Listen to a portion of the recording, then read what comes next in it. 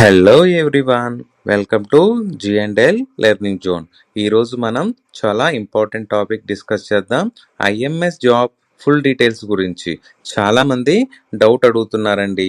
IMS job అంటే ఏంటి, work ఎలా ఉంటుంది, శాలరీ ఎంత వస్తుంది అని. సో ఈ వీడియోలో నేను మీకు సింపుల్గా క్లియర్గా ఎక్స్ప్లెయిన్ చేస్తాను. ఈవెన్ బిగినర్స్కి కూడా ఈజీగా అర్థమవుతుంది. సో ఇక్కడ మనకి ఫస్ట్ క్వశ్చన్ చూడండి, ఐఎంఎస్ అంటే ఏంటి? అసలు మనకి తెలియదు ఇది ఐఎంఎస్ గురించి. ఐఎంఎస్ ఫుల్ ఫామ్ వచ్చేసరికి మనకి ఇన్సూరెన్స్ మెడికల్ సర్వీసెస్ అండి. ఐఎంఎస్ అంటే ఇన్సూరెన్స్ మెడికల్ సర్వీసెస్. సింపుల్గా చెప్పాలంటే IMS is a government medical department. ఈ డిపార్ట్మెంట్ మెయిన్గా సర్వీస్ ఇస్తుంది గవర్నమెంట్ ఎంప్లాయీస్కి, పెన్షనర్స్కి, వాళ్ళ ఫ్యామిలీ మెంబర్స్కి. ఎగ్జాంపుల్గా చెప్పాలి అంటే మీ ఇంట్లో ఎవరైనా గవర్నమెంట్ జాబ్ చేస్తే వాళ్ళకి ఐఎంఎస్ హాస్పిటల్లో ఫ్రీగా ఆర్ లో కాస్ట్లో ట్రీట్మెంట్ అనేది దొరుకుతుంది. సో ఐఎంఎస్ ఎక్కడ ఉంటుంది అంటే ఐఎంఎస్ హాస్పిటల్స్, డిస్పెన్సరీస్, గవర్నమెంట్ ఆఫీసెస్లో మెడికల్ యూనిట్స్ దగ్గర మనకి ఐఎంఎస్ అనేది ఉంటుంది. సో సింపుల్ మీనింగ్ ఏంటంటే ఐఎంఎస్ అంటే గవర్నమెంట్ ఎంప్లాయీస్ కోసం స్పెషల్ హాస్పిటల్ సిస్టమ్ అండి. సో ఐఎంఎస్ అంటే గవర్నమెంట్ ఎంప్లాయీస్ కోసం స్పెషల్ హాస్పిటల్ సిస్టమ్.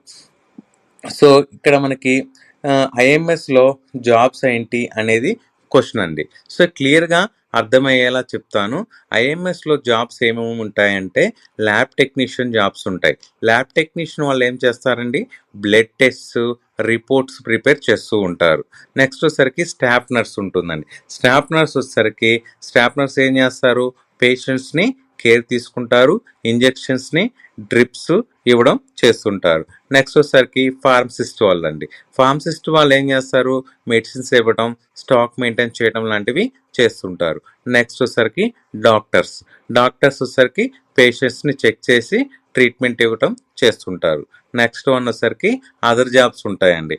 దీంట్లో మనకి ఏమేమి ఉంటాయంటే ఏఎన్ఎం ఉంటుంది, ward boys, data entry jobs లాంటివి కూడా ఉంటాయి. సో ఇక్కడ ఇప్పుడు ఇంపార్టెంట్ పాయింట్కి వద్దాము.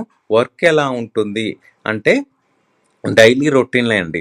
మనకి ఇక్కడ పేషెంట్స్ వస్తారు, చెక్ చేస్తారు, టెస్ట్ చేస్తారు, రిపోర్ట్స్ రెడీ చేస్తారు, మెడిసిన్స్ ఇస్తుంటారు, రికార్డ్స్ మెయింటైన్ అనేవి చేస్తూ ఉంటారు.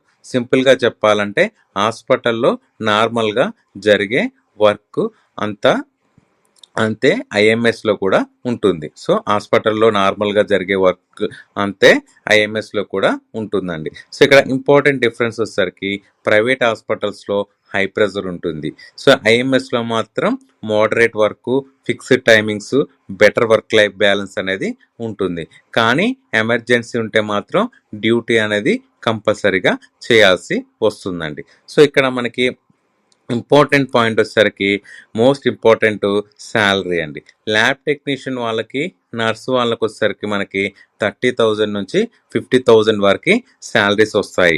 డాక్టర్స్కి వచ్చేసరికి 70,000 ప్లస్ అనేది శాలరీ ఉంటుందండి.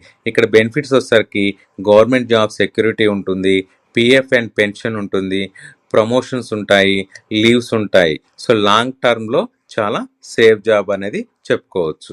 ఇంకా ఎలిజిబిలిటీ ఏంటి అంటే ల్యాబ్ టెక్నీషియన్ వాళ్ళైతే డిఎంఎల్టీ ఆర్ బిఎస్సి చేసి ఉండాలి, నర్సింగ్ వాళ్ళైతే జిఎన్ఎం బిఎస్సి నర్సింగ్ చేసి ఉండాలి, ఫార్మసిస్ట్ వాళ్ళైతే ఫార్మసీ చేసి ఉండాలి, డాక్టర్స్ అయితే ఎంబీబీఎస్ చేసి ఉండాలండి. సో ఇక్కడ ఐఎంఎస్ జాబ్ ఎలా వస్తుంది అంటే మనకి గవర్నమెంట్ నోటిఫికేషన్ వస్తుందండి, అప్లై చేయాలి, ఎగ్జామ్ ఆర్ మెరిట్ సెలక్షన్ ప్రకారం చేస్తారు, డాక్యుమెంట్ వెరిఫికేషన్ చేస్తారు, తర్వాత ఫైనల్ జాబ్ అనేది ఉంటుంది.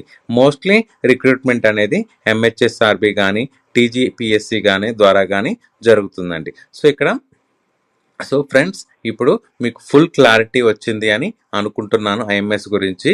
ఐఎంఎస్ అంటే ఏంటి, జాబ్స్ ఏంటి, వర్క్ ఎలా ఉంటుంది, శాలరీ బెనిఫిట్స్ ఏంటి.